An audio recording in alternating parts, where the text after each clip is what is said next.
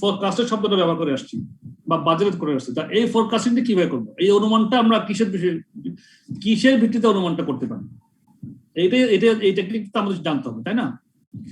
এই টেকনিকটা আমাদের জানতে হবে কিসের বেসিসে আমরা ফোরকাস্টিং কিভাবে করবো, প্রসেসটা কি।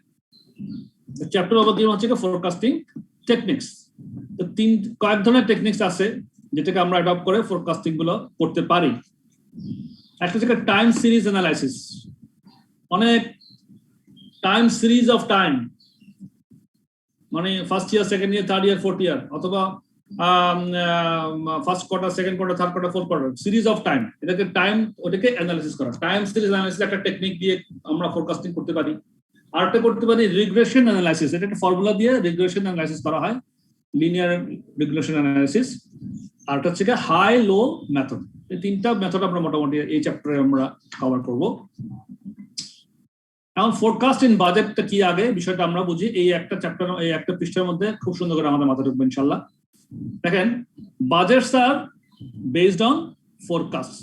Forecast might be prepared for the volume of output and sales revenue, sales volume and sales price and cost.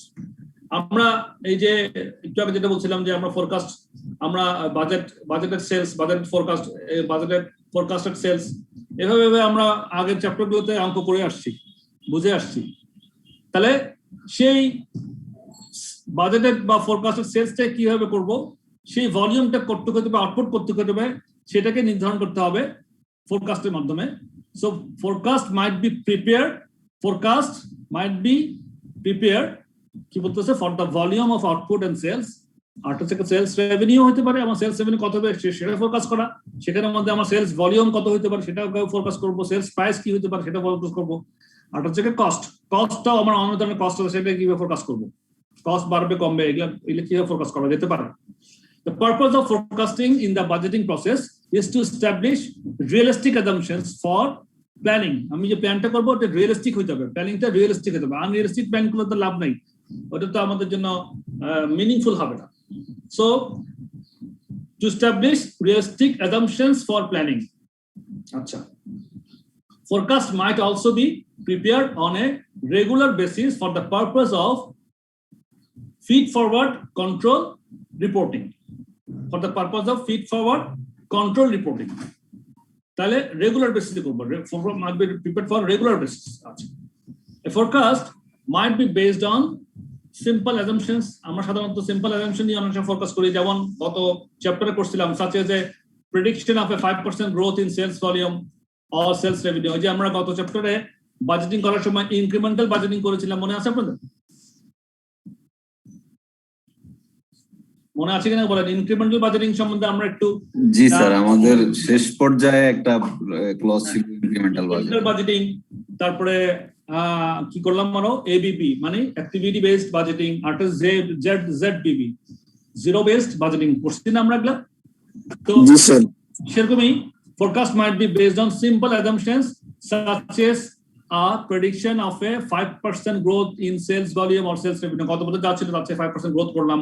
Similarly, budgeted expenditure might be forecast using a simple incremental budgeting approach. ওই যে incremental budgeting approach যেটা আমরা গত চ্যাপ্টারে পড়ে আসছি, incremental budgeting approach ঠিক ওভাবে দিয়ে আমরা ফোরকাস্ট এক্সপেন্ডিচার ফোরকাস্ট করতে পারি, একটু ইনক্রিমেন্ট করে দিয়ে, একটু বাড়ায় দিয়ে, and adding a percentage amount for inflation on top of the previous year budget. এরপর এবং অনেক সময় ইনফ্লেশনের যে ইফেক্ট থাকে, ইনফ্লেশন ইফেক্টটাকে আমি 5% এরপর যাই আপনার করে সেটাকে আমরা প্রিভিয়াস ইয়ার বাজারের সঙ্গে একটু যোগ করে দিয়ে সেটাও একটা বাড়াতে পারি। অন দ্য আদার হ্যান্ড, এটা একটা ফোরকাস্ট একটা সিস্টেম, একটা technique. On the other hand আবার অন্যভাবেও হতে পারে, যেমন on the other hand forecast might be prepared using a number of forecasting models, methods or techniques. আবার কিছু মডেলও আছে, কিছু মেথড আছে, কিছু টেকনিক আছে যেটা দিয়ে আমরা ফোরকাস্টটা করতে পারি। On the other hand, the reason for using these models and techniques is that they might provide more reliable forecast. তাহলে এই যে মডেলগুলো যে আমরা ইউজ করব, নতুন যে কনসেপ্টে যাচ্ছি, এগুলা ইউজ করে বলে মোর রিলায়েবল শব্দটা আমরা মোর রিলায়েবল ফোরকাস্ট করার জন্য এই মডেলগুলো আমরা ইউজ করতে পারি। তাহলে একটা হচ্ছে আমরা ইনক্রিমেন্টাল বেসিসে আমরা ফোরকাস্টিং করে ফেলি, প্রিভিয়াস ইয়ারের উপরে একটু ইনক্রিমেন্ট দিয়ে করে ফেলি। আরটা হচ্ছে আমরা বিভিন্ন ধরনের মডেল ইউজ করতে পারি করে একটা মোর রিলায়েবল রিয়েলিস্টিক মডেল ফোরকাস্টিং করার জন্য সেই চেষ্টাতে আমরা এই মডেলগুলো ইউজ করতে পারি বা মেথডগুলো ইউজ করতে পারি বা টেকনিক্সগুলো ইউজ করতে পারি। This chapter describes the high-low method, the uses of linear regression analysis, and techniques of time series analysis. তিনটা মেথড এখানে আমরা এই চ্যাপ্টারে কভার করতেছি। একটা হাই-লো মেথড, একটা the use of linear regression analysis, আর একটা techniques of time series analysis.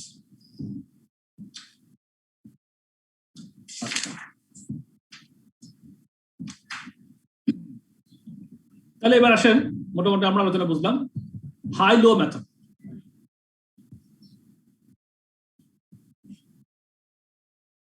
আচ্ছা এখানে একটু পড়ে দিই, the forecasting can also be carried out using a diagram known as a scatter diagram.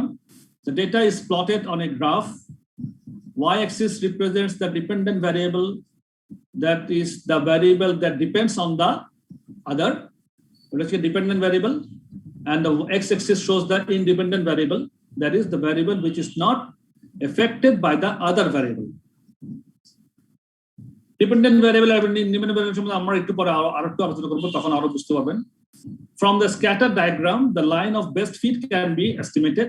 The aim is to our judgment to draw a line through the middle of the data with the same slope as the data. Because it is based on a judgment, it is potentially less accurate than some of the more mathematical approaches used in this chapter. More complex models might be used in practice, but these are outside the scope of this syllabus. Okay. এখন high-low মেথডটা একটু আলোচনা করি আমরা। What is high-low method?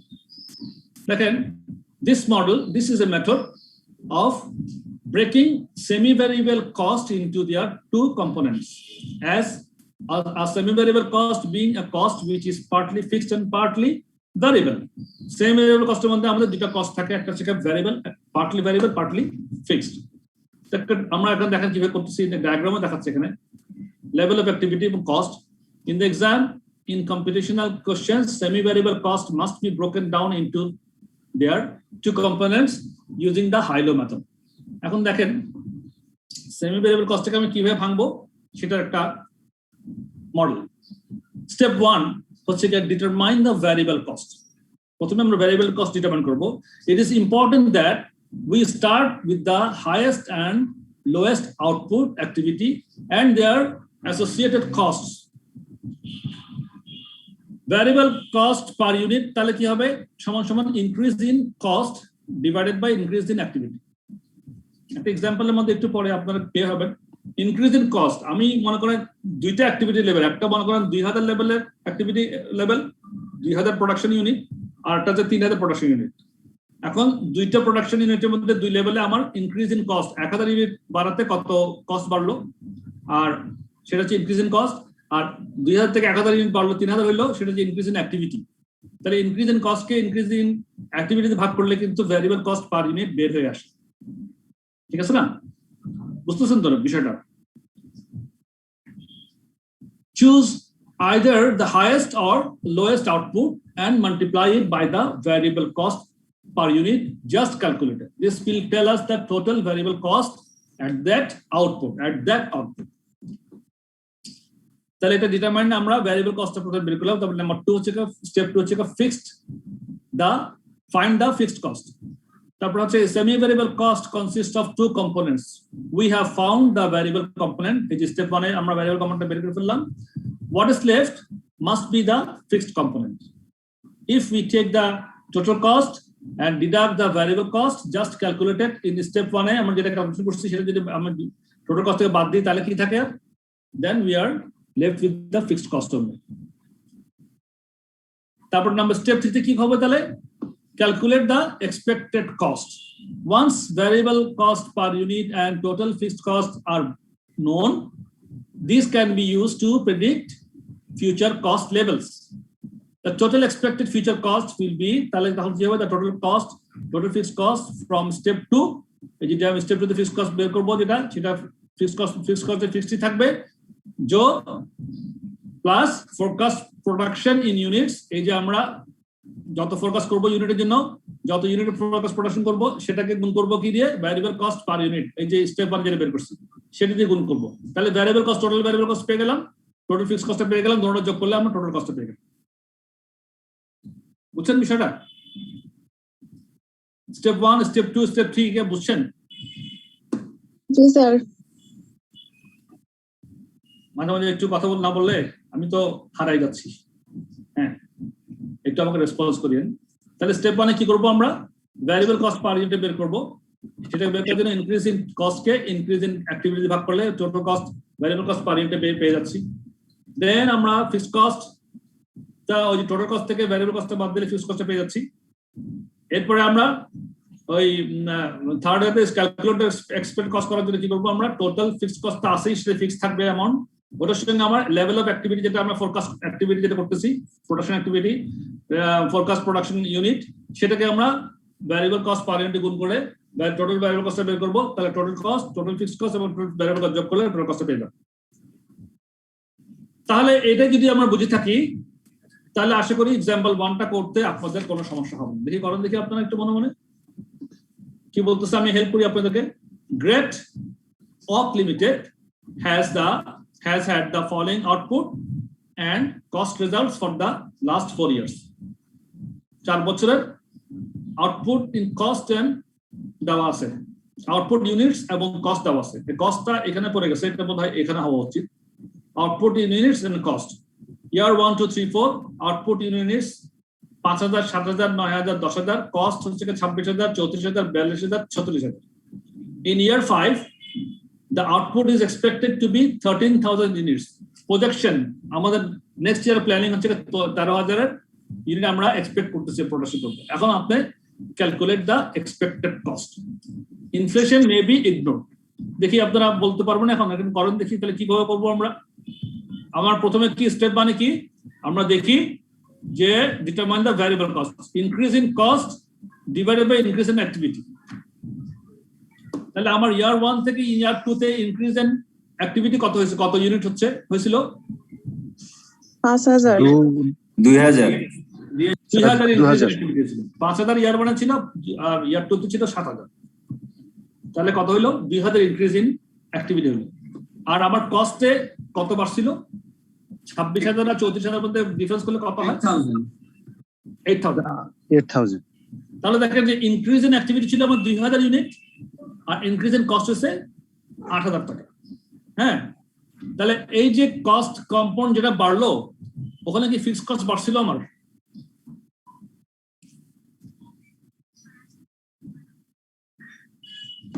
না sir, fixed মানে নাই, শুধু variable cost বাড়ছে। ভ্যারিয়েবল কস্ট বাড়ছে, রাইট। এতক্ষণ চিন্তা করতে হচ্ছে ফিক্সড কস্ট তো আমার ফিক্সডই, ফিক্সড কস্ট আমার বাড়তেছে না, আনলেস আমার যদি স্পেসিফিকলি বলা না থাকে। এখানে কিছু বলা নেই, ফিক্সড কস্ট আমার ফিক্সডই থাকবে। যদি বলা থাকবে হ্যাঁ ফিক্সড কস্ট বাড়ছে, ভেরিয়েবল কস্ট বাড়ছে শুধুমাত্র। জি বলেন কি বলছেন? আচ্ছা, আমাকে বলেন নাই মনে হয়। তাহলে ফিক্সড কস্ট আমার বাড়তেছে না, আমার ফিক্সড কস্ট ফিক্সড থাকতেছে, বাড়তেছে যেটা সেটা হচ্ছে আমার ভ্যারিয়েবল কস্ট। সুতরাং আমি যে লেভেল অফ অ্যাক্টিভিটি যে এখানে চেঞ্জ হচ্ছে, আগে ছিল 5000 এখন হলো 7000, তাহলে 2000 বাড়লো। 2000 অ্যাক্টিভিটি প্রোডাকশন বাড়লে, প্রোডাকশন ইউনিট বাড়লে আমার এখানে 8000 টাকা কস্টও বাড়তেছে। তাহলে এই যে 8000 টাকা বাড়লো, এটা মধ্যে তো কোনো ফিক্সড কস্ট থাকার কথা না, যেহেতু fixed cost is fixed. Variable কস্টের পোর্শনটা বাড়ছে, সুতরাং ভ্যারিয়েবল কস্ট পার ইউনিট কত হবে? 4 টাকা। হ্যাঁ 4 টাকা। 4 টাকা।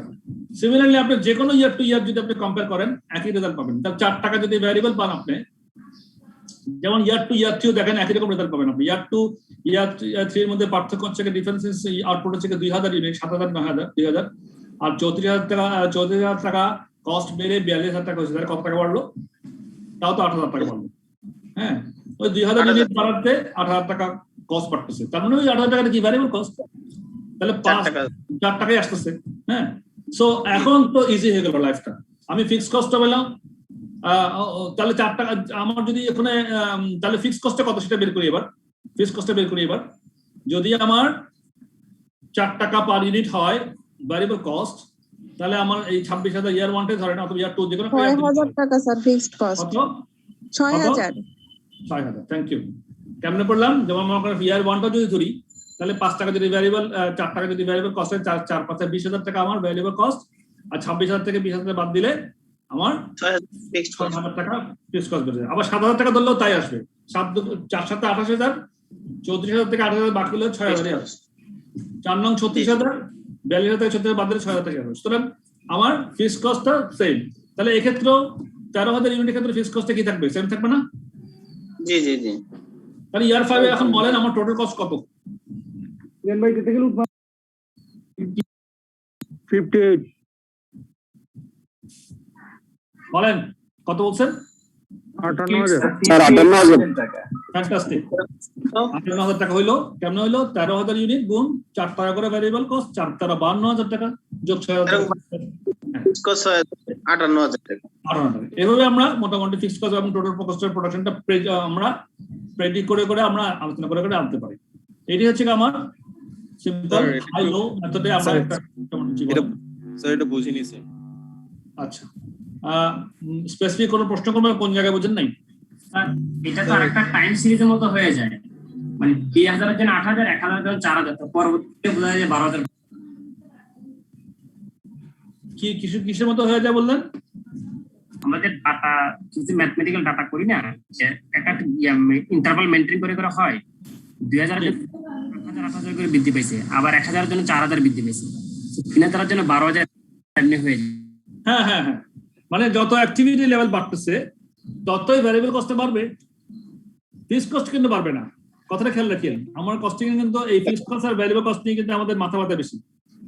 ফিক্সড কস্ট কোনোদিনই বাড়বে না। আমার অ্যাক্টিভিটি লেভেল যতই বাড়ুক বা যতই কমুক, ফিক্সড কস্ট আমি একদম কোনো অ্যাক্টিভিটি না করলেও ফিক্সড কস্ট আমার হবে, ঠিক কিনা?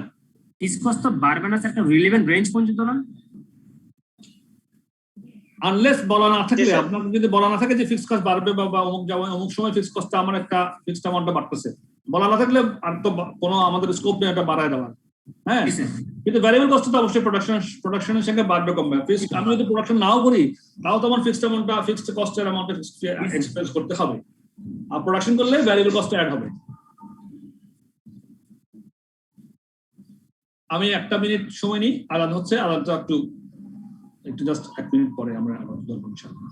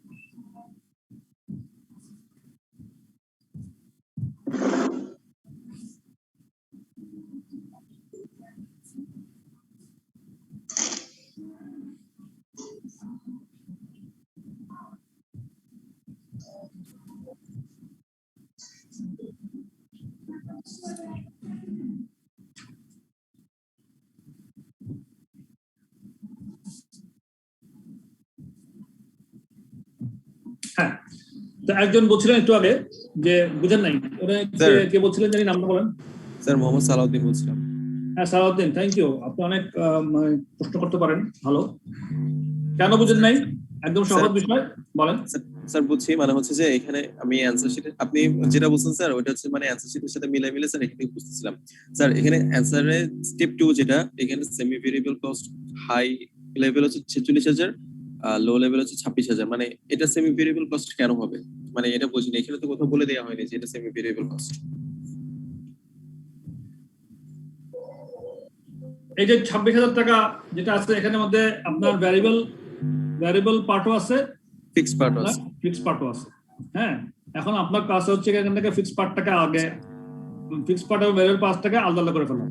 আলাদা যদি না করেন তাহলে কিন্তু আপনি ফোরকাস্ট করতে গিয়ে কিন্তু আপনার সমস্যা হয়ে যাবে, কারণ আপনি ফোরকাস্ট করতে কত টাকা কস্ট বাড়াবেন সেটা তো আপনাকে ফোরকাস্ট করে বলতে হবে। হ্যাঁ, ফিক্সড অ্যামাউন্টটা যখন আপনি আলাদা করবেন তাহলে আপনি জানলেন একটা পার্ট যে এই আমার একটু ফিক্সড পার্ট, বাকিটা হচ্ছে আমার প্রোডাকশন ইউনিটের সঙ্গে বাড়বে বা অথবা কমবে, সেটা হচ্ছে ভ্যারিয়েবল কম্পোনেন্টটা। তাহলে আপনি যখন এখন একজন হিসাব পাচ্ছেন 13,000 ইউনিটের জন্য, তা আপনার 5,000 ইউনিটের জন্য ফিক্সড কস্ট 6,000 টাকা, 60,000 প্রোডাকশনের জন্য ফিক্সড কস্ট 6,000 টাকা, 9,000 প্রোডাকশনের জন্য ফিক্সড কস্ট 6,000 টাকা, 10,000 জন্য ফিক্সড কস্ট কত টাকা? 6,000। 13,000 জন্য 6,000 টাকা। তাহলে বাড়বেটা কি? ভ্যারিয়েবল কস্টটা। ভ্যারিয়েবল কস্ট পার ইউনিট আমরা বের করলাম 4 টাকা করে পড়ে, এটা তো বুঝতে পারছিলেন না? 4 টাকা করে বের করলাম, স্যার এটা বুঝেছি। ওটা বুঝতে পারছিলেন। তাহলে 13,000 ইউনিট জন্য আমরা 4 টাকা 52,000 টাকা খরচ হবে ভ্যারিয়েবল ওভারহেড। হ্যাঁ, আর ফিক্সড কস্টটা আমার 6,000 টাকা আছেই, ঠিক আছে না? তাহলে 6,000 ফিক্সড কস্ট যোগ 52,000 টাকা ভ্যারিয়েবল কস্ট। স্যার এখানে স্যার ফিক্সড কস্টটা বের করার সময় ওরা যে ক্যালকুলেশনটা করছে স্যার, আমরা অ্যানসারটা দেখলে একটু ক্লিয়ার হতো স্যার। স্যার একটু অ্যানসারে যাবেন স্যার। অ্যানসার আপনি যেভাবে মূল কনসেপ্ট, সেটা মূল কনসেপ্টটা এটাই। আপনি কি বইয়ের অ্যানসার দেখে এখানে যে ওরা সেমি ভেরিয়েবল আর ফিক্সড ভেরিয়েবলটা দিছে তো স্যার, মানে আমার কোশ্চেন হচ্ছে এখানে সেমি ভেরিয়েবল কেন বলবো সেটা।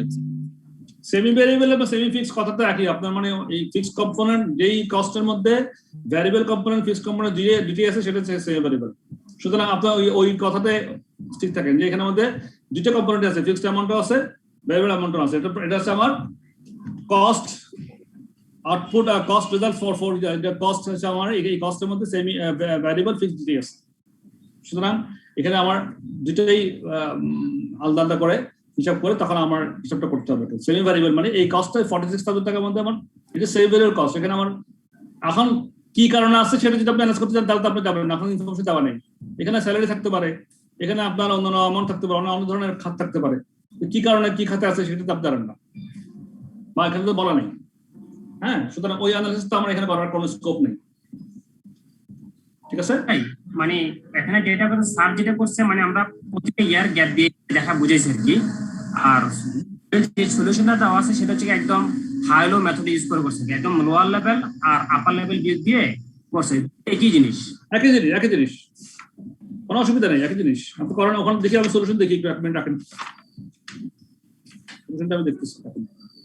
আনসার একই আসবে, একই আসবে। সলিউশনের মধ্যে আমি সলিউশন দেখতেছি, আমি 399 পৃষ্ঠা না, ওখানে প্রথমে স্টেপ মানে বলা আছে variable cost per unit increase in cost divided by increase in level of output. তাহলে 46,000 টাকা ভাগ 26,000 টাকা, 26, তাহলে যা ওটাকে বাদ দিচ্ছে কত? 10,000 কে ওই একদম লো এন্ড আপ দুটাকে বাদ দিচ্ছে, 4 টাকা এসে গেল। এরপরে আসেন সেকেন্ড টুতে, স্টেপ টুতে fixed find the fixed cost semi variable high এবং লো, যেটাকে করতে ভ্যারিয়েবল কস্ট 4 টাকা করে, একই অল দ্য সেম, এখানে কোনো ডিফারেন্স নেই, কোনো অসুবিধা নেই, সেম থিং। তো কোনো কনসেপচুয়াল কোনো প্রবলেম নাই।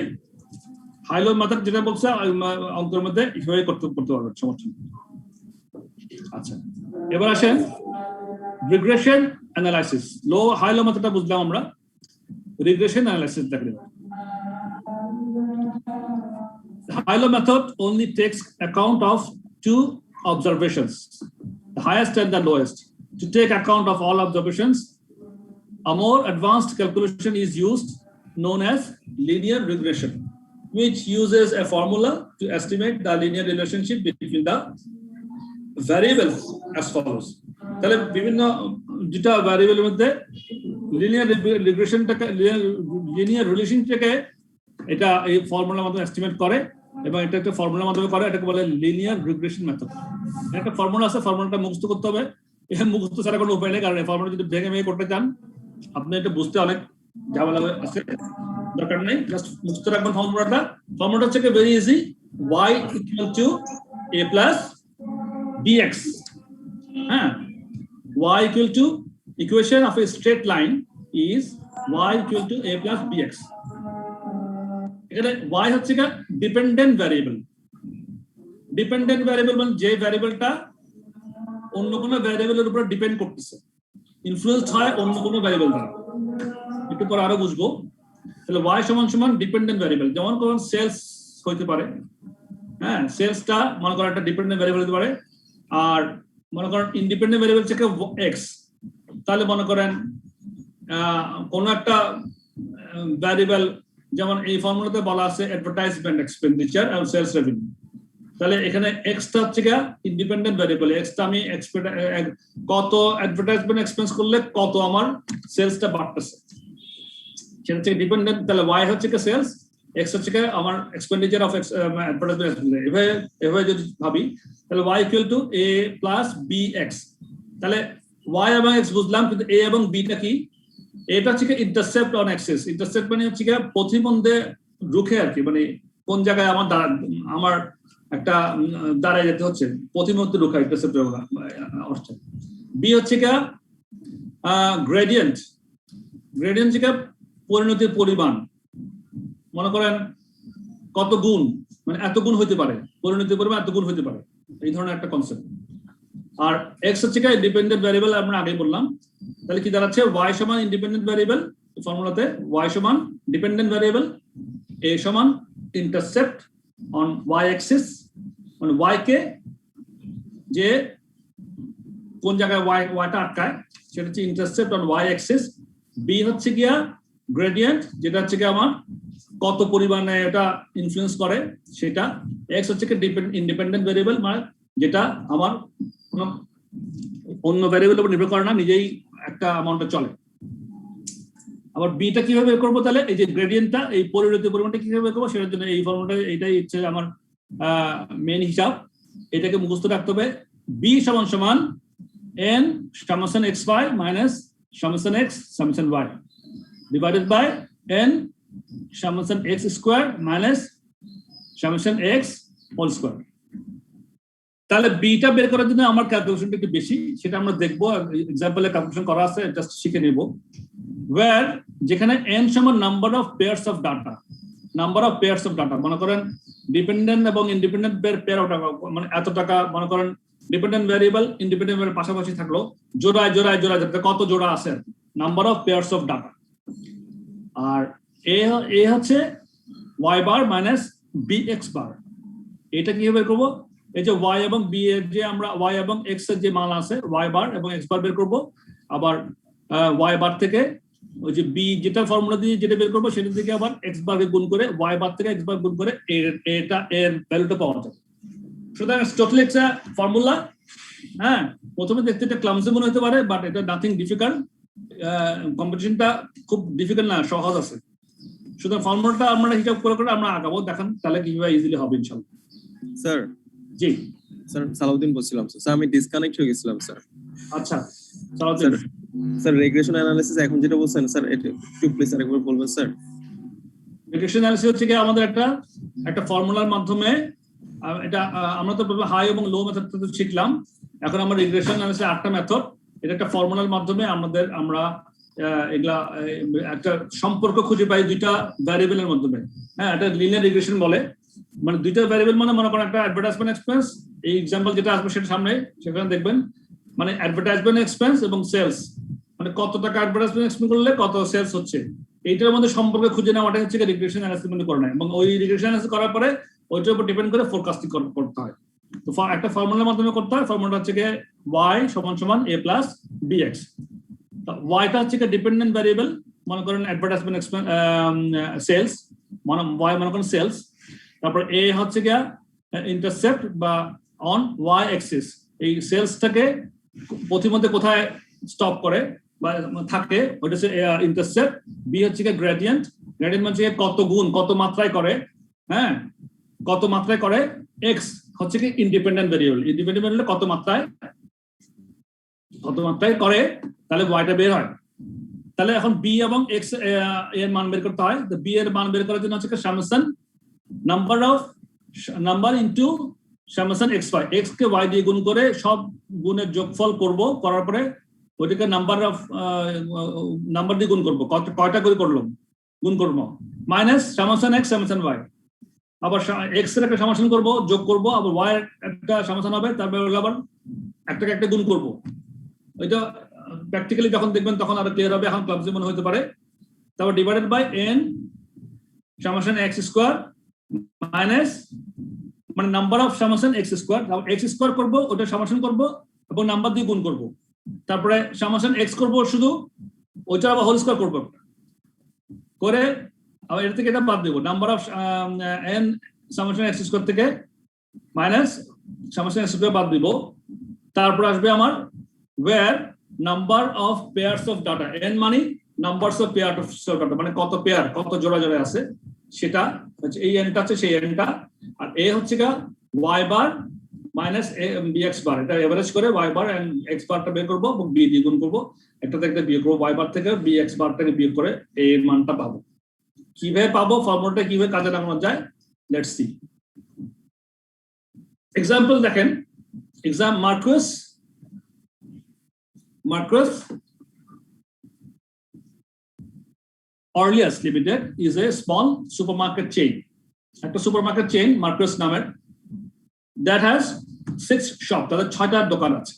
Each shop advertises in their local newspapers, and the marketing director is interested in the relationship between the amount that they spend on the advertising and the sales revenue that they service. Marketing director বলতেছে যে আমরা যে অ্যাডভার্টাইজমেন্টে যে খরচটা করতেছি ওইটার সঙ্গে রিলেশনশিপটা কি, ওটার সঙ্গে আমার সেলস এর রিলেশনশিপটা কতটুকু, মানে কতটুকু অ্যাডভার্টাইজমেন্ট করলে, খরচ করলে আমার সেলসটা কতটুকু বাড়তেছে, এই নতির পরিমাণ। যে বললাম যে এখানে নতির পরিমাণ গ্রেডিয়েন্ট বি, তাহলে আমার ওয়াইটা কত, ওয়াইটা হচ্ছে সেলস, তাহলে আমি আমার নতির পরিমাণ হচ্ছে বি, কত গুণ বাড়তেছে এক্সট্রা, তার সঙ্গে আবার এ প্লাস করতে হচ্ছে। তো দেখেন সে বলতেছে each shop marketing director is interested in the relationship between the amount that they spend on advertising and the sales revenue that they achieve. She has collected the following information for the 6 shops for the previous years. বিগত বছরগুলোতে তার 6 বছরে 6টা দোকানে বিগত বছরে কি হয়েছিল, শপ 1 2 3 4 5 6 অ্যাডভার্টাইজিং এক্সপেন্ডিচার দিছে 80,000 60,000 120,000 90,000 70,000 30,000। তো সব ওয়ানে দেখা যাচ্ছে 80,000 এক্সপেন্ডিচারে সেলস রেভিনিউ ছিল 730, বি তে সব 2 তে ছিল 60,000 এক্সপেন্ডিচার ছিল, অ্যাডভার্টাইজিং সেলস ছিল 610, 3 তে 120 880 90 70 50 70 650 30 430। তাহলে অ্যাডভার্টাইজিং এক্সপেন্ডিচারকে সেলস রেভিনিউ তে একটা ডাটা একটা দ্বারা করেছে। এখন সে কি করবে, সে বলতে she has further performed some calculation। এখন সে কিন্তু চাচ্ছে কিন্তু তার ফোরকাস্টের রিলেশনশিপ বের করতে, লিনিয়ার রিগ্রেশনের মাধ্যমে রিগ্রেশন অ্যানালাইসিস করে সে একটা রিলেশনশিপ বের করবে, একটা তার মেইন হচ্ছে সেটা। ওই কাজ করার জন্য সে করলো, সে কিছু ক্যালকুলেশন করলো। কি করলো, she has further performed some calculations for a linear regression calculation। সে এখন লিনিয়ার রিগ্রেশন ক্যালকুলেশন করবে, সে ফলোইং এই যে ফর্মুলা অনুযায়ী সে ক্যালকুলেশন করছে। কি করছে, the sum of the advertising expenditure x column is 450, এই x column এটা সব যোগ করলে 450। sum of the sales revenue y column is 4050, এটা এইখানে 730 থেকে 430 সবগুলো যোগ করলে তার 4050 হয়।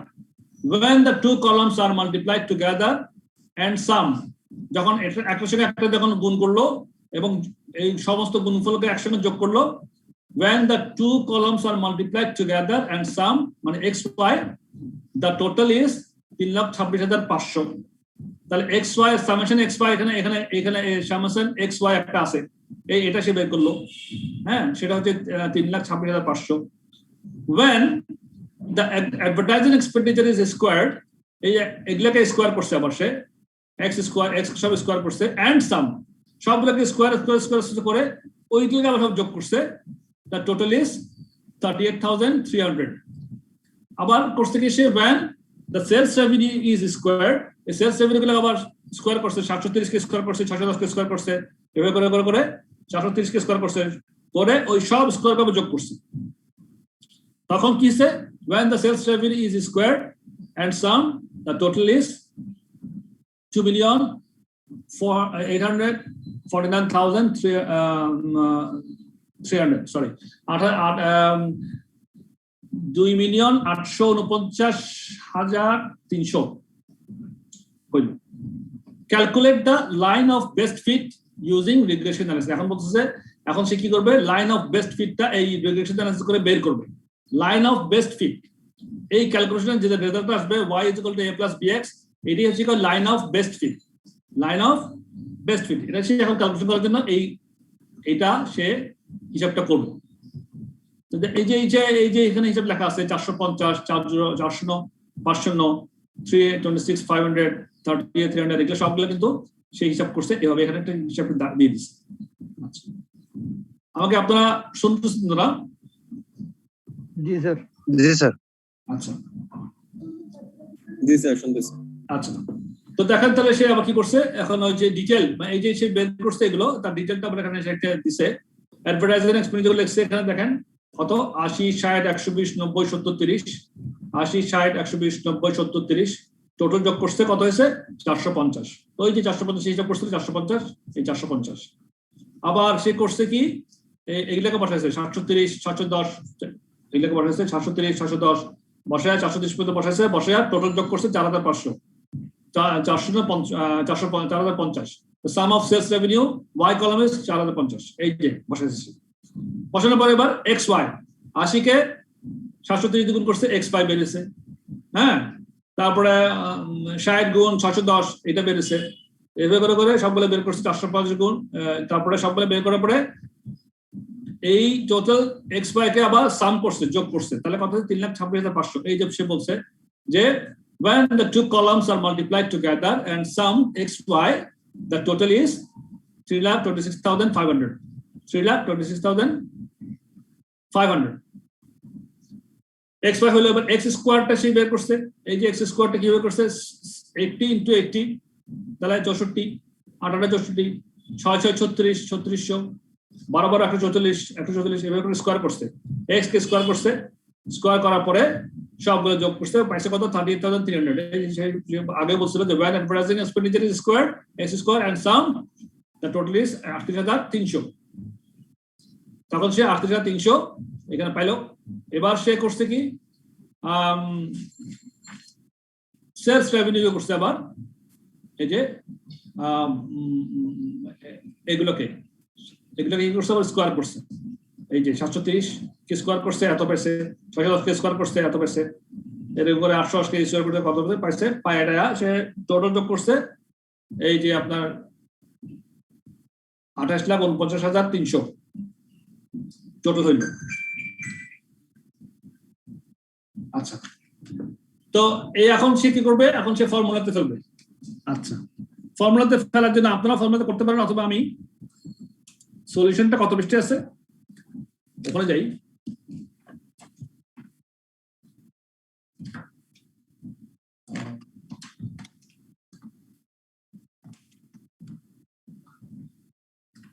Sir page number 400। শুনতে পাচ্ছেন আমাকে? জি স্যার। Sir page number 400। এই যে হ্যাঁ এই যে পেয়ে গেছি। তাহলে দেখেন ওই যে ফর্মুলাতে ফেলছে, ফর্মুলাটা কি ছিল?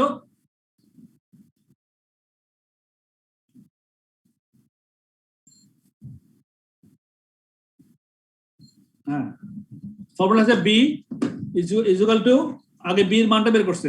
তাহলে বি এর মানটা বের করার জন্য ওখানে আমাদের যে চার্টটা আছে চার্টটা থেকে বলেন, দেখেন মিলাই দেখেন তো সামেশন xy এই নাম্বার তো 6 কেমনে আসলো? আমাদের 6টা শপ, তাহলে নাম্বার অফ পেয়ারস হচ্ছে 6টা। হ্যাঁ, তাহলে 6 ইনটু সামেশন xy 3,26,500 বসাই দিয়েছে, 6 × 3 minus summation x summation y। Summation x ছিল 450, সামেশন y ছিল 4,050। তাহলে summation x into summation y পাশাপাশি বসাই দিয়েছে। এটা b এর মান বের করতেছে। তারপর করছে কি আবার number into summation x square. Summation x স্কয়ারের সামেশন x স্কয়ারে যে সামেশন করছিল 38,300 ছিল, ওদিকে দিয়ে 6টা সব গুণ করছে, number into summation x square করার পরে minus summation x square whole square, তাহলে 450 হোল স্কয়ার করছে। করার পরে উপরেরটা অংশ হচ্ছে 1,36,500, নিচের অংশ হয়েছে ৭৩০০, ভাগ করলে বি এর মান পাইলাম আমরা 5।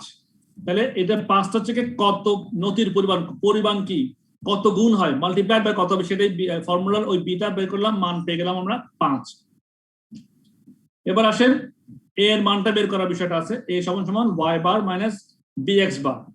তো y বার মাইনাস bx মানে আমার তো 4500 ছিল আমার y এর সমাধান, ওটাকে আমি 6 দিয়ে ভাগ করলে y বার পেয়ে গেলাম, আর ইনটু b এর মান পেলাম 5 পাওয়ার পরে আবার x বারটা 450 হচ্ছে কি আমার x এর এভারেজ 450 ভাগ হচ্ছে কি 6 এভারেজ করলাম, x কে এভারেজ করলাম, তাহলে 5 ইনটু x এর এভারেজ আর এখানে y এর এভারেজ, তাহলে এইটার থেকে y এর এভারেজ থেকে x এর এভারেজ বিয়োগ করলাম, পেয়ে গেলাম 300। এটা হচ্ছে এর মান বের করলাম। তার মানে ইকুয়েশনটা দাঁড়ালো কি দ্য রিগ্রেশন ইকুয়েশন ইজ তাহলে y is equal to a plus bx না ফর্মুলাটা,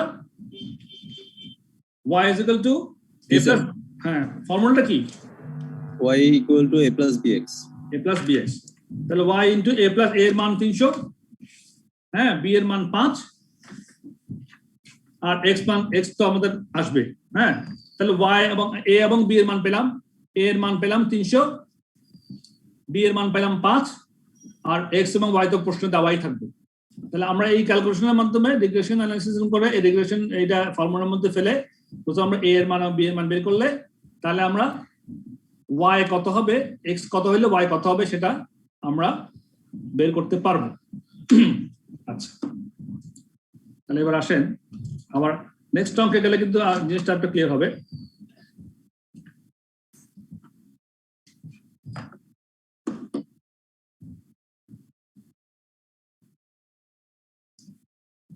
আপনারা কি আমার সঙ্গে আছেন, আমি কি আপনার সঙ্গে আছি আসলে? জি স্যার। একটু ক্লামসি মনে হবে এটা, যেহেতু ফর্মুলা করার কিছু নাই, আপনারা জাস্ট এটা ফর্মুলাটা মুখস্থ করবেন আর প্র্যাকটিসটা একটু হাতে কলমে করবেন, তাহলে আর কোনো ঝামেলা নেই আর কি। তাহলে এটা গেল মোটামুটি। এবার আসেন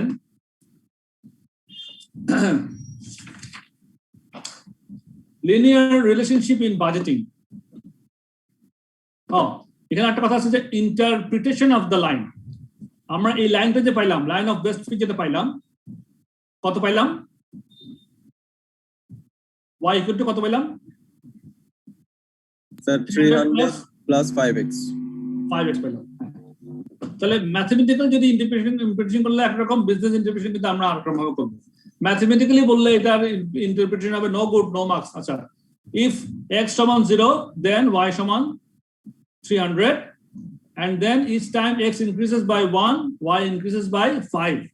এটা ম্যাথমেটিক্যালি এভাবে বলবো, কিন্তু আমরা বিজনেস ইন্টারপ্রিটেশন করতে গেলে কিভাবে বলবো? সেক্ষেত্রে বলবো if no money is spent on advertising then sales would still be $300,000। যদি আমি অ্যাডভার্টাইজিং কোনো খরচ না করি তাহলে আমার সেলস আমার $300 থাকবে। হ্যাঁ, তার মানে আমার দেখেন এই যে এটা এই হচ্ছে কি ইন্টারসেপ্ট, এখানে আমার থেমে থাকে, এখানে আমার কোনো কিছু এফেক্ট হচ্ছে না। হ্যাঁ, সুতরাং এটা হচ্ছে কোনো এফেক্ট হচ্ছে না।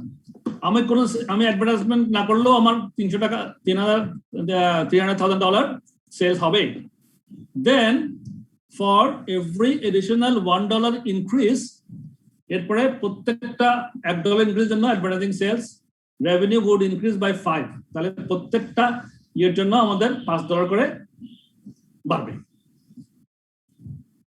ঠিক আছে, নামাজের ব্রেক দিচ্ছি, 5-7 মিনিটের জন্য ব্রেক নিচ্ছি।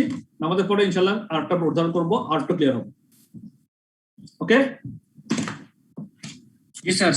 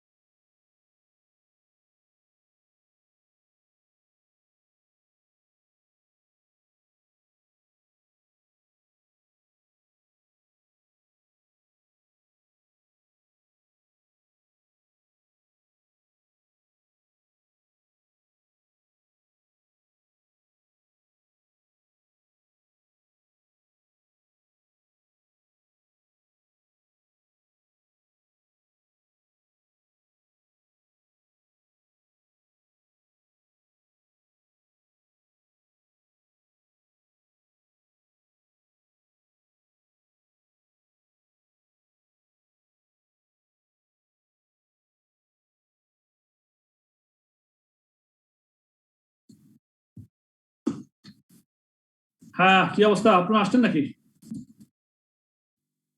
জি স্যার, আমরা আসছি। জি স্যার, আসছেন। জি স্যার। Thank you. কয়েকজন এসে গেছে, সুতরাং ঠিক আছে আমার। সো এই গেল মোটামুটি। আমাদের আবার একটু সাম আপ করি এটাকে। আমরা লিনিয়ার রিগ্রেশনটা কিভাবে করব? এই ফর্মুলার মাধ্যমে y = a plus bx, y = dependent variable, a = intercept on y axis, b gradient, x মানে ইন্ডিপেন্ডেন্ট ভ্যারিয়েবল। তাহলে নতির পরিমাণ p এ নতির পরিমাণ থেকে x টাকা কত গুণ হবে যদি আমার y টা বের করতে হয়। হ্যাঁ, এটা কত সেভাবে। তাহলে b এর একটা b হিসাব করার জন্য আমাদের একটা হিসাব নিকাশের কাছে ক্যালকুলেশন আছে, summation xy number summation xy minus এটা এটা করার পরে আমরা ফর্মুলাতে ফেলে এইভাবে করে দেন আমরা ফর্মুলায় ফেলবো। ফেলার পরে আমাদের যেটা বের হবে লাস্টে সেটা হচ্ছে আমাদের লাইন অফ। স্যার ইন্টারপ্রিটেশনটা একটু একবার বলে দিবেন স্যার। কোনটা বলবো? Interpretation of the line. হ্যাঁ, ইন্টারপ্রিটেশন বলতেছি, আসতেছি। লাইন অফ বেস্ট ফিট যখন আমরা বের করবো রিগ্রেশন অ্যানালিসিস ফর্মুলা পেলে, লাইন অফ বেস্ট ফিট পেয়ে গেলে আমাদের ইন্টারপ্রেট করতে হবে। ইন্টারপ্রেটটা কি? যে বিজনেস ইন্টারপ্রিটেশন হচ্ছে, যদি ম্যাথমেটিক্যাল ইন্টারপ্রিটেশন করি তাহলে আমার মানে হচ্ছে 0 হলে যদি x সমান 0 হয় তাহলে y still be 300 and each time x increases by 1 y increases by 5।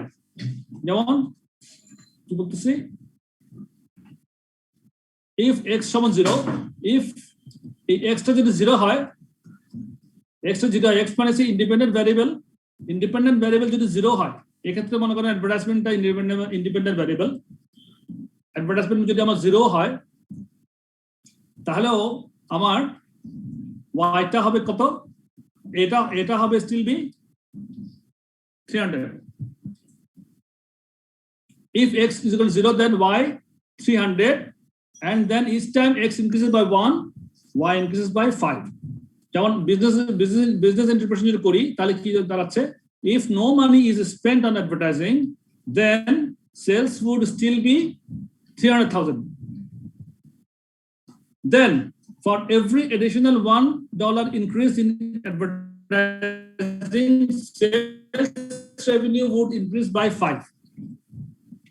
একটু পর একটা অঙ্ক করবো, অঙ্কের ভিতরে আপনারা দেখবেন জিনিসটা আরো হাতে খেলবে। এবার আসেন linear regression in budgeting. Linear regression analysis can be used to make forecasts or estimates whenever a linear relationship is assumed between two variables and the historical data is available for analysis। এই যে historical data গুলো ছিল আমাদের কাছে analysis করার জন্য, এগুলো আছে। তাহলে আমরা এগুলোর উপরে আমরা নির্ভর করে আমরা লিনিয়ার রিগ্রেশন করলাম। Two such relationships are a time series and trend line. Linear regression analysis is an alternative to calculating moving averages to establish a trend line from a time series. Time series is explained later. The independent variable x in a time series is time. The dependent variable is y is sales, production volume or cost, etc. But time 1 2 3 4 5 6 বছর বা quarter, তার ওটার সঙ্গে আমি sales এর হিসাব করতে পারি, প্রোডাকশনের ভলিউম হিসাব করতে পারি, অথবা কস্ট হিসাব করতে পারি। The time series and trade line are the total cost where cost consists of a combination of fixed cost and variable cost. For example, total overheads or a semi-variable cost item. Linear regression analysis is an alternative to using the high-low method of cost behavior analysis. It should be more accurate than the high-low method. ওই যে আমরা high-low method শিখলাম একটু আগে, it should be linear regressionটা আরো বেশি more accurate because it is based on more items of historical data, not just a high and a low value. The dependent variable x in the total cost analysis is the volume of activity. Volume of activity হচ্ছে আমার dependent variable, independent variable. Independent variable x in total cost analysis is the volume of activity. Dependent variable y is total cost. Value of a is the amount of fixed cost. Value of b is the variable cost of unit of activity. ওই যে আমরা high low method যেটা করছিলাম, variable কস্টটা বাড়ছে অ্যাক্টিভিটির সঙ্গে সঙ্গে, সেটা হচ্ছে b, a হচ্ছে কি ফিক্সড কস্ট। লাস্টে দেখেন when a regression analysis is concerned with establishing the relationship between a number of variables. We are only concerned here with linear relationship between two variables. When a linear relationship is identified and quantified using linear regression analysis, values for A and B are obtained, and these can be used to make a forecast for the budget. For example, a sales budget or forecast can be prepared, or total overhead cost can be estimated for the budgeted level of activity. Forecasting কিভাবে করব তাহলে? Forecasting তাহলে কিভাবে linear রিগ্রেশনটা কাজ করে? Linear regression use করে আমরা forecasting কিভাবে করব সেটা আবার দেখি। The regression equation can be used for a predicting values of y from a given x value. তখন আমরা যখন লাইন অফ রিগ্রেশন অ্যানালাইসিস করে যখন পাইলাম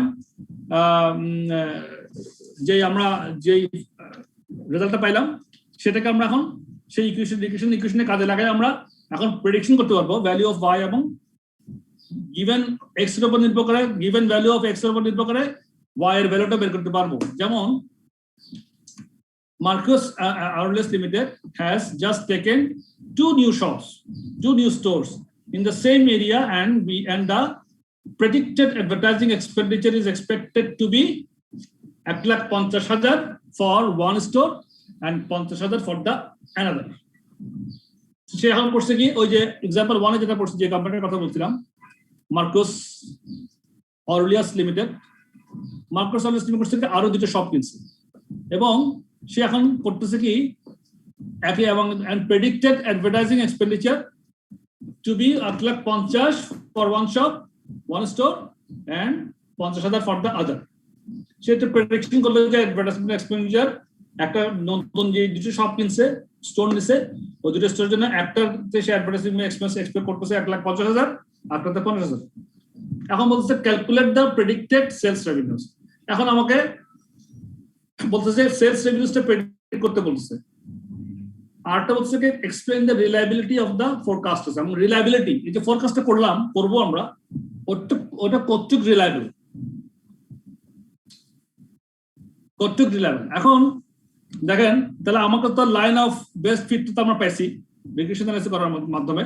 তো calculate the product sales revenue সেটা আমরা ওই ফর্মুলার অনুযায়ী ফর্মুলাতে যেটা আমরা পাইছি মানগুলো সেই অনুযায়ী আমরা বের করতে পারবো। আচ্ছা আমি এতে যাই বরং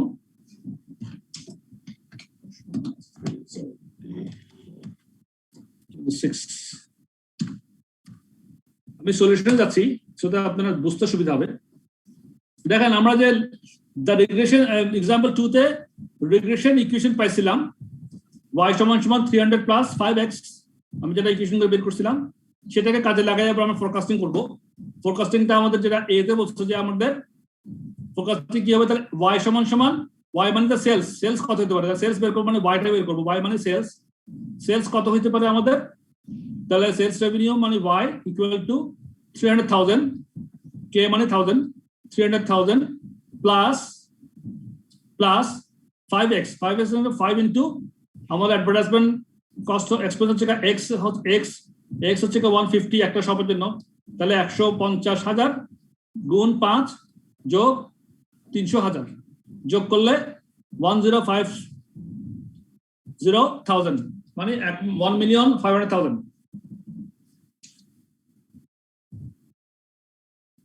আরটা থেকে কি হচ্ছে তাহলে আরটা হচ্ছে আমার এই একটা থেকে আমরা 150,000 অ্যাডভার্টাইজমেন্ট করে আরটা থেকে 50,000 অ্যাডভার্টাইজমেন্ট এক্সপেন্স তাহলে ওই সবটা বের করি 50,000 দিয়ে করবো। এখানে শুধু পার্থক্যটা কি একটাতে আমরা 300k + 5 * 150k আর সেকেন্ডটাতে 300k + 5 * 50k অনলি এটা 150k এটা 50k অনলি।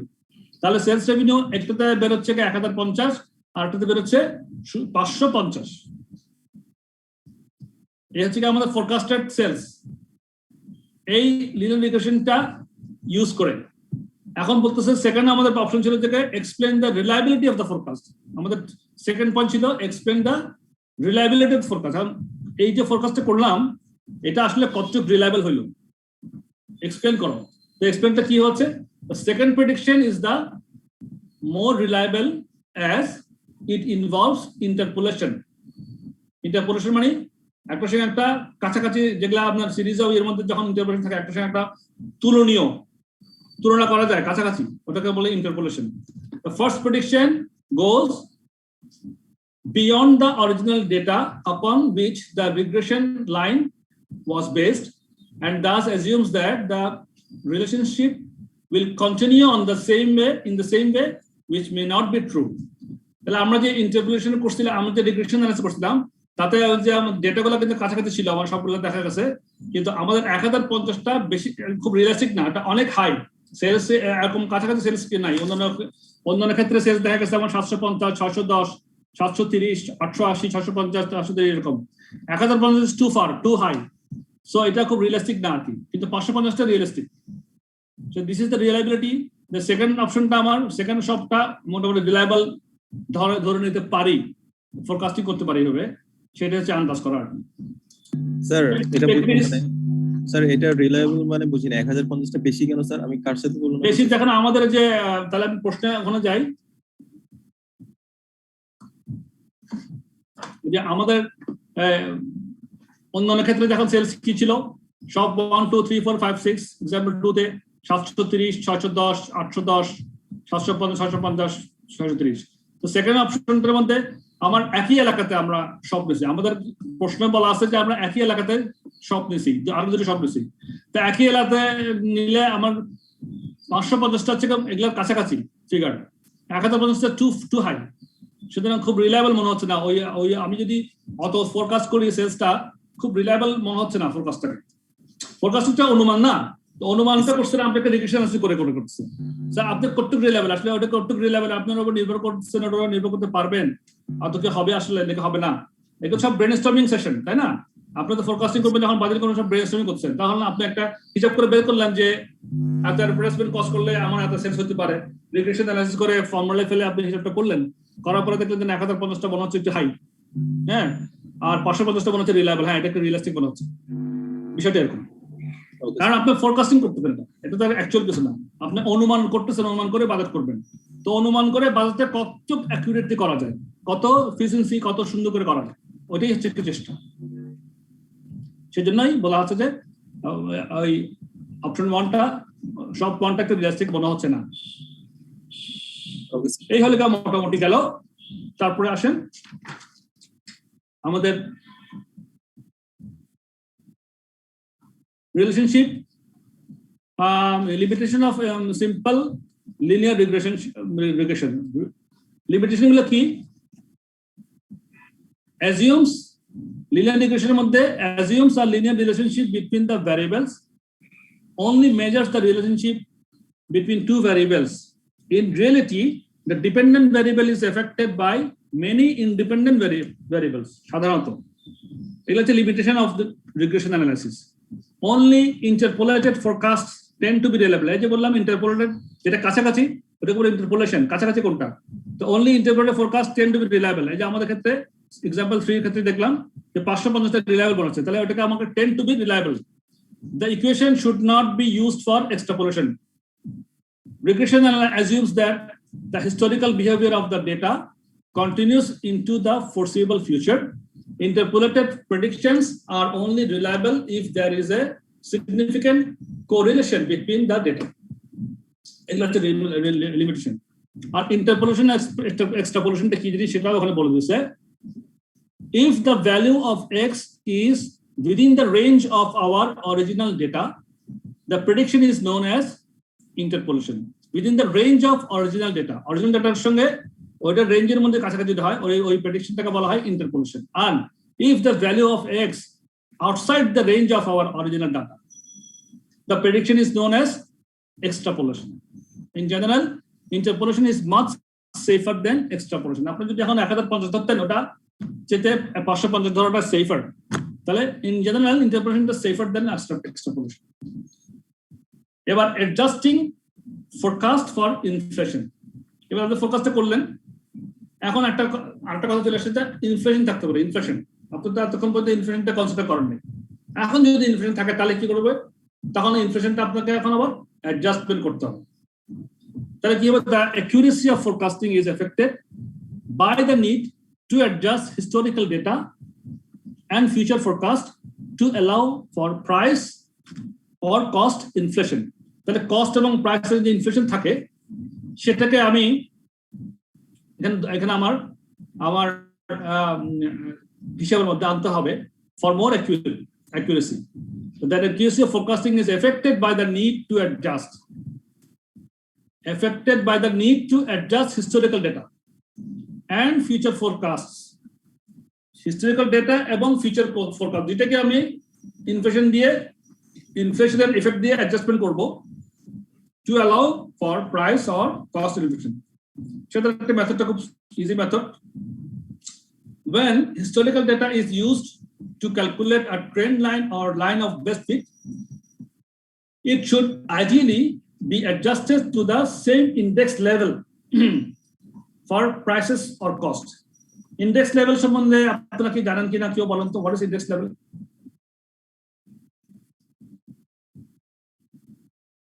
Anyone? ব্যাংকার কেউ আছেন? ব্যাংকার কেউ বলেন ইন্ডেক্স লেভেলটা কি জিনিস?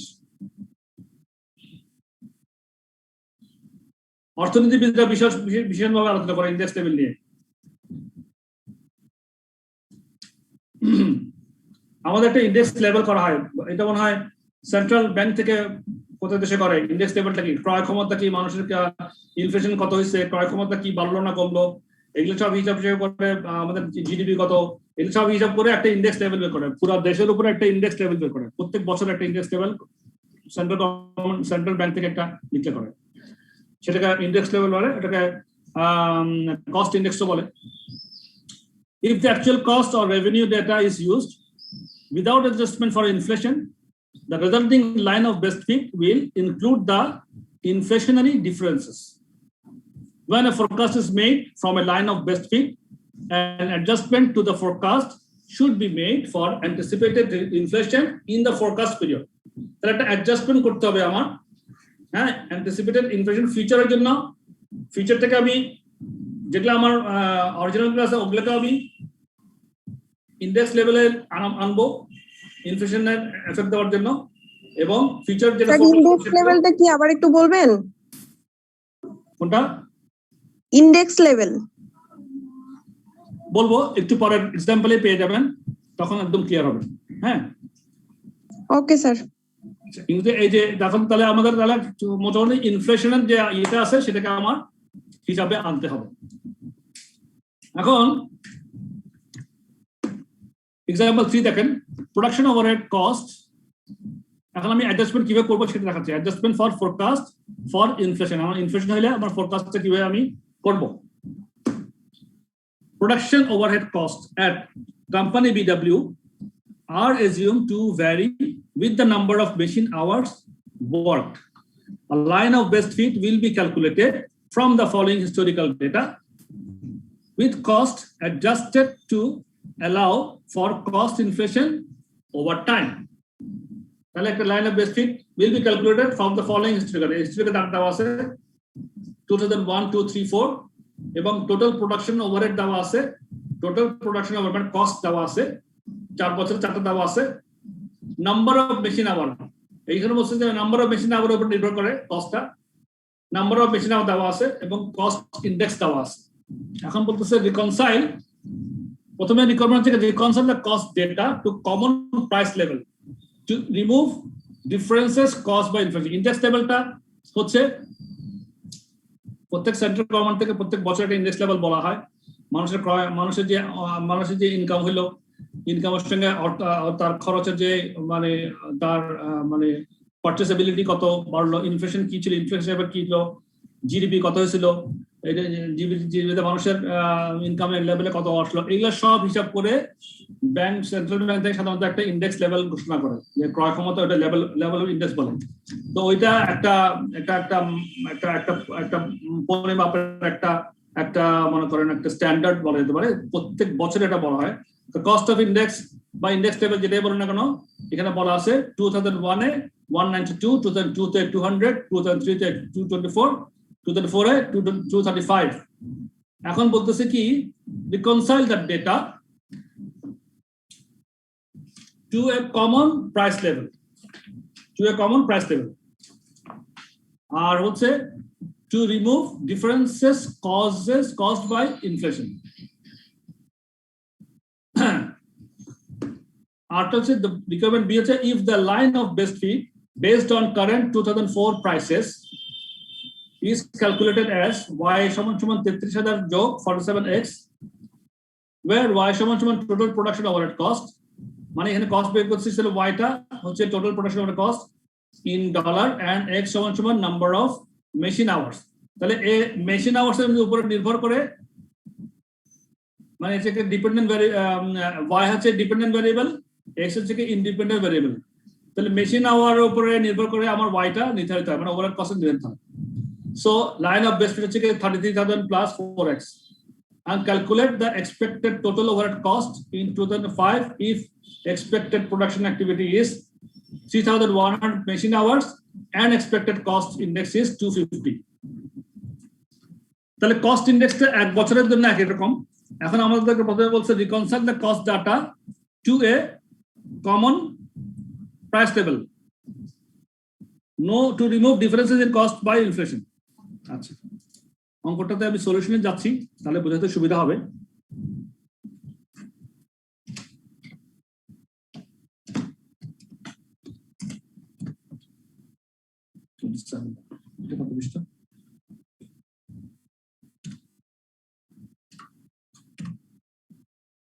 দেখেন এখানে বলছে as the line of best fit is based on 2004 prices প্রশ্নে বলা আছে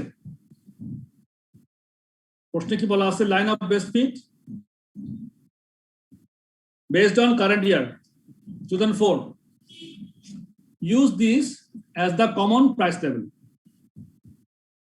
cost should be therefore be adjusted by a factor তাহলে আমি এই প্রত্যেক বছরকে আমি এখানে দেখেন আমার 2004 এর কস্ট ইনডেক্স ছিল 235 আর 2001 এর ছিল 192 2002 ছিল 200 3 এর ছিল 225 4 এর ছিল 235 এখন আমি প্রথমে কি করব যেহেতু আমি 5th ইয়ারটা হিসাব করব আমাকে 4th ইয়ার পর্যন্ত আগে একদম মানে রিকনসাইল করে কস্ট ইনডেক্সে আমার এই খরচগুলোকে আপডেট করতে হবে যেমন আমার ওভারহেড কস্ট ছিল 2001 এ 143,040 টাকা এটা ছিল তখন কস্ট ইনডেক্স ছিল 192 তাহলে 192 কস্ট ইনডেক্স ছিল 1,43,000 টাকা তো 235 কস্ট ইনডেক্সে সেটা কত হওয়া উচিত সেটাকে আমি ফ্যাক্টরের মধ্যে ফেলাই চলে আসলাম যেমন তাহলে আমার 143,040 টাকা ডিভাইডেড বাই 192 ইনটু 235 করে আমি কস্ট এট 2004 প্রাইস লেভেল আমার এই প্রাইস লেভেলে 2004 এর প্রাইস লেভেলে আমি 2001 এর প্রাইস থেকে কস্টটাকে আমি আনলাম 2000 প্রাইস লেভেলে মানে কস্ট ইনডেক্সটা 235 লেভেলে আনলাম 192 কস্ট লেভেলটাকে 235 লেভেলে আনলাম মানে 2001 ছিল আমার যা ছিল সেটাকে আমি রিকনসাইল করে আপডেট করলাম রিকনসাইল অ্যাডজাস্টমেন্ট করলাম ফর আওয়ার গুড অঙ্কের এটা পরবর্তী ইয়ে করার জন্য সো দেখেন তাহলে কি হচ্ছে 143,004 ডিভাইডেড বাই 192 ইনটু 235 করলে 175,075 হয় এটা হচ্ছে কস্ট এট 2004 প্রাইস লেভেলে আমরা অ্যাডজাস্টমেন্ট করলাম অ্যাডজাস্টমেন্ট ফ্যাক্টরটা কি অ্যাডজাস্টমেন্ট ফ্যাক্টর হচ্ছে 235 উপরে সব ক্ষেত্রে চলছে উপরে দেখেন আর ডিভাইডেড 192 সেকেন্ড ইয়ারে 235 উপরে ডিভাইডেড বাই ওই বছরের কস্ট ইনডেক্স 200 মানে 156 কে আমি 2002 সালের 1,56,000 টাকা ওভারহেড কে 2004 এর কস্ট ইনডেক্স 235 লেভেলে আনলাম অ্যাডজাস্টমেন্ট ফ্যাক্টরটা দিয়ে তাহলে ভাগ করলাম 200 দিয়ে 200 ছিল গুণ করলাম 235 দিয়ে 1,43,000 এইভাবে করে 2003 টা করলাম 235 divided by 152,320 divided by 224 into 235 আসলে আমার 2004 এর ইনডেক্স লেভেলে চলে আসলো 235 টা পাইলো কিভাবে এই যে 235 2035 টা হচ্ছে কি আপনার 2004 সালের কস্ট ইনডেক্স 235 লাখ বলা আছে না আমাদের প্রশ্নে ওকে স্যার 2004 সাল হচ্ছে বেস ইয়ার 2004 সাল হচ্ছে বেস ইয়ার হ্যাঁ 2000 বেস ইয়ার তো এখানে কস্ট ইনডেক্স আমি বেস ইয়ারে আনতেছি 2004 টা আমার বেস এ ধরতে হচ্ছে আবার 2004 এ তো আমার 235 ছিল 2004 টা কোনো অ্যাডজাস্টমেন্ট নাই 172 আছে তাহলে আমি প্রথমেই করলাম কি এই রিকনসিডার করে ফেললাম এটা গেল আমার রিকোয়ারমেন্ট মান ছিল এবার আমাকে করতে হবে কি ফোরকাস্ট করতে হবে ফোরকাস্ট স্যার এটাকে বেস ইয়ার কেন ধরছি স্যার 4 বছর থেকে? বেসের কারণ হচ্ছে আমাকে প্রশ্ন এখানে বলে দিচ্ছে আমাদেরকে, আর তাছাড়া আমরা নেক্সট ইয়ারের ফোরকাস্ট করব, সুতরাং আমার বেস ইয়ারটা তো গত বছর তো হবেই, সেটাও একটা বিষয় আছে। আর তাছাড়া প্রশ্ন এখানে বলে দিচ্ছে যে আমাদের এখানে যেমন প্রশ্ন দেখেন বিতে লেখা আছে if the line of best fit based on current prices, মানে 2004 প্রাইসেস লেখা আছে। আপনার রিকোয়ারমেন্ট বিতে দেখেন, এক্সাম্পল 3 রিকোয়ারমেন্ট বিতে লেখা আছে if the line of base fee based on current prices মানে 2004 prices is calculated as follows, calculated বলে line of base fee বলে দিচ্ছে y is equal to 33,000 plus 47x, হ্যাঁ এটা প্রশ্নে বলা আছে আমাদের।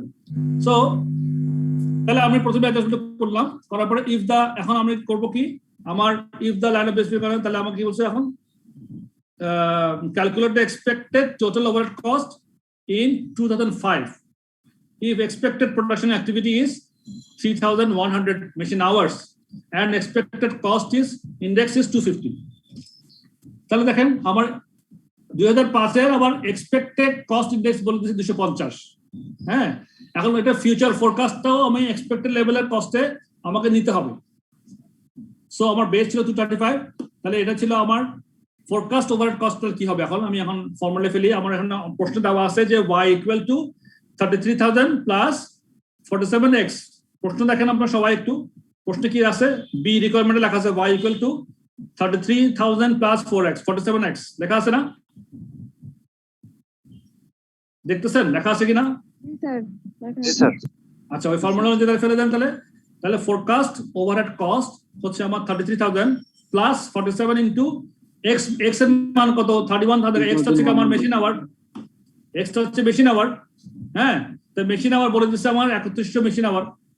সো 47 ইনটু x মানে 3100 আওয়ার্স, আর 33,000 যোগ $47 ইনটু 3100 মেশিন আওয়ার্স, এটা আমরা ফর্মুলা অনুযায়ী পাইলাম। এবার ফোরকাস্টেড কস্ট ইন্ডেক্সের লেভেলে আমি এটাকে আবার অ্যাডজাস্টমেন্ট দেওয়ার জন্য ভাগ করলাম কত দিয়ে, 235 দিয়ে বেস পাই, 235 দিয়ে ভাগ করলাম কস্ট ইন্ডেক্স 235 বেসটা, আর ফোরকাস্টেড কস্ট ইন্ডেক্স হচ্ছে 250 দিয়ে গুণ করলাম। তার মানে এটা স্যার আগের গুলাতে তো আমরা বেসটাকে ভাগ করছি হচ্ছে ওখানে যেটা কস্ট ইনডেক্স ছিল ওটা দিয়ে, যেমন 235 ভাগ এর আগে 192 বা 235 ভাগ 200 এরকম তো করে আসলাম। এখানে তো স্যার উল্টাটা করলো না? না, এখানে কেন করলো সেটা বলি আপনাকে। এখানে এইটা হচ্ছে কি আমাদের ফিউচার ফোরকাস্টিং, এগুলো কিন্তু সব অরিজিনাল, এগুলো সব অরিজিনাল, আর এটা হচ্ছে ফিউচার। আমার ফিউচারে কস্ট ইন্ডেক্স নেক্সট 2005 এ আমার কস্ট ইন্ডেক্সটা এক্সপেক্ট করতেছি 250। সো আমার যদি বেস প্রাইসের যদি আমার লাইন অফ বেস্ট ফিট যদি আমার এই ফর্মুলা হয় 33,000 যোগ 47x হয়, তাহলে এটা আমার 2004 এর ইন্ডেক্স লেভেল হলো। তাহলে এই 2004 ইন্ডেক্স লেভেল থেকে আমি এখন অ্যাডজাস্টমেন্ট দিয়ে এক্সপেক্টেড যে ফোরকাস্টিং আমার ইন্ডেক্স লেভেলে যেটা আছে 250, সেই লেভেলে আমি এটাকে আরো একটু এনএস করে আমার প্রাইসটাকে ইনফ্লেটেড করলাম, ইনফ্লেশন এফেক্টেড দেওয়ার জন্য আমি 250 দিয়ে গুণ করলাম। 250 তে বের আছেই, যেমন দেখেন 2004 এ আপনি 1,72,000 হচ্ছিল, দেখেন 2004 এ অ্যাকচুয়াল ওভারহেড ছিল 1,72,000, কস্ট ইন্ডেক্স ছিল 235, আমি অ্যাডজাস্টমেন্ট ফ্যাক্টর কি দিয়েছিলাম 235 ভাগ 235, 1,72,000 কে 235 দিয়ে ভাগ করছি, আবার 235 দিয়ে গুণ করছি, তার মানে বুঝতে পারছি একটা বেস লেভেল আছে। তাহলে আমি এই 2005 এ এই 235 এ 235 থাকবে না, এটা হবে 250। সুতরাং 2004 থেকে আমি 250 এ উন্নত করবো, এটাকে এনহান্স করতেছি কস্ট ইন্ডেক্স থেকে ইনফ্লেট করে। সো সেখানে আমার যে রেজাল্ট আসবে সেটাকে আমি 235 দিয়ে ভাগ করে গুণ করবো কত দিয়ে, 250 দিয়ে আমার এক্সপেক্টেড কস্ট দিয়ে। আপনি প্রশ্ন দেখেন বিতে লেখা আছে, প্রশ্নের মধ্যে দেখেন সবাই বিতে লেখা আছে if the line of best fit based on current price মানে 2004 price is calculated as y equal to 33,000 plus 47x, where y equal to total production overhead cost in dollar and x is equal to number of machine hours. Calculate the expected total overhead cost in 2005 if expected production activity is 31,000 machine hours and the expected cost index is 250. সেজন্যই আমরা expected cost index যেহেতু 250 আছে, আমি তো এই base লাইনে আগে হিসাবটা করলাম, বেস লাইন হিসাব করার পরে আমি এটাকে অ্যাডজাস্টমেন্টে আগামী বছরের ইনফ্লেশনের অ্যাডজাস্টমেন্ট দিয়ে আমি 250 লেভেলে ইন্ডেক্সের লেভেলে ওটাকে নিয়ে আমি অ্যাডজাস্টমেন্ট করলাম 1,90,106 হলো। ঠিক আছে স্যার না? উপরের ক্যালকুলেশনটা কেন করছি স্যার? আমার রিকোয়ারমেন্টে বলা ছিল রিকনসাইল দ্য কস্ট ডাটা, আমি কস্ট ডাটাকে রিকনসাইল করতে বসে এটা একটা প্র্যাকটিস করলাম। হ্যাঁ, এটা সেখানে যদি এখানে কোনো এফেক্ট, আমি শুধু এফেক্টটা পাইছি 2004 এর এফেক্টটা কি পাইছি, কিন্তু আমাকে এটা রিকোয়ারমেন্ট 1 এ বলা আছে reconcile the cost data, reconcile the cost data two a common price level. তাহলে কমন প্রাইস লেভেল আমি করলাম 235 লেভেলটা হচ্ছে common price level.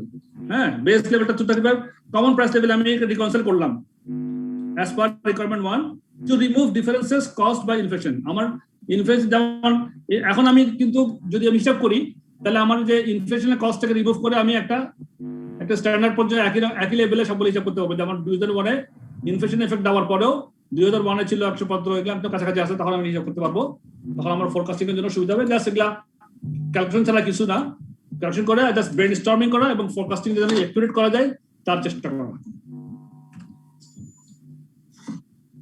So adjusting the forecast inflation গেল আমাদের, এক্সাম্পলটা গেল। আমার মনে হয় যে টাইম সিরিজ আজকে বলা যাবে না, টাইম মনে হয় শেষ। সো আজকে থাক স্যার, আমরা দেখি মানে। হ্যাঁ, একটু পর্যন্ত থাক, একটু পর্যন্ত আপনি রিভিউ করবেন বাসায় অবশ্যই, কেমন? আর বলেন এবার কারো কোনো প্রশ্ন আছে না বলেন। একজন বলছিলেন যে চ্যাপ্টার 9 এ ওনার সমস্যা আছে, স্পেসিফিক বলতে পারলে ভালো হতো। স্যার ওইটা হচ্ছে যে স্যার পুরো ম্যাথে একটু সমস্যা ছিল স্যার। দেখি আমাকে, আমি যাচ্ছি ওখানে, কেমন কতটুক সময় এলাও করবে জানি না, যদি দেখি আমি কতটুকু ওখানে ওরা থাকে কিনা আর কি, আইসিইউ তো ওরা আবার বন্ধ করে দিতে পারে হট করে। আমি যাচ্ছি ওখানে, কেমন? স্যার একটু ইন্টারাপ্ট করি স্যার, চ্যাপ্টার 9 এর যে ম্যাথটা স্যার দরকার হলে স্যার আপনি একটা দিন যদি কোনো একটা দিন সময় নিয়ে যদি একটু রিভিউ করে দেন সেটা ভালো হয়, কারণ স্যার ওই স্যার আসলে একটু তাড়াতাড়ি বলছিলেন, অনেক জিনিস ক্যাচ করতে পারেনি। আমার মতো হয়তো ওই সালাউদ্দিন ভাইয়ের একটু প্রবলেম হবে, তো স্যার যদি একটু সময় নিয়ে করতেন, আজকেও যদি করেন অফ করে দিলে আবার।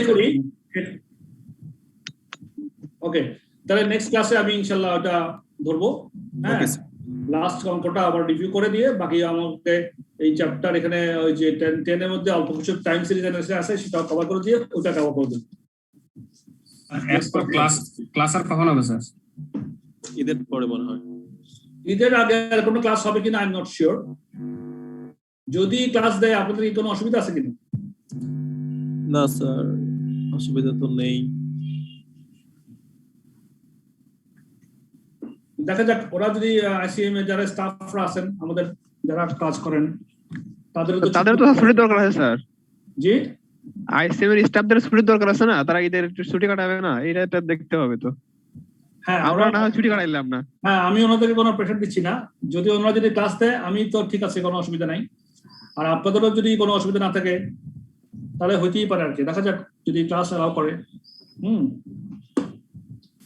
সো মোটামুটি একটুকি আর কি চেষ্টা করছি বোঝাবার জন্য, অনেক কিছুই জানি না কতটুকু নিতে পারছেন বা আমি কতটুকু বোঝাতে পারছি। I have tried my best. তো সবাই একটু রিভিউ করবেন, ইনশাআল্লাহ এটা রিভিউ করলে ঠিক হয়ে যাবে। যেটা ফর্মুলাটা একটু মুখস্থ করতে হবে, দেন ইট উইল বি ওকে। ঠিক আছে, তাহলে থ্যাংক ইউ।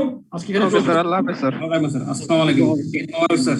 ঈদ মোবারক, thank you very much. Eid মোবারক দিয়েছেন, ক্লাস তো জানি না হয় কিনা। ঈদ মোবারক স্যার। থ্যাংক ইউ, আসসালামু আলাইকুম, ঈদ মোবারক। আসসালামু আলাইকুম স্যার। আসসালামু আলাইকুম স্যার। আসসালামু আলাইকুম। আসসালামু আলাইকুম স্যার।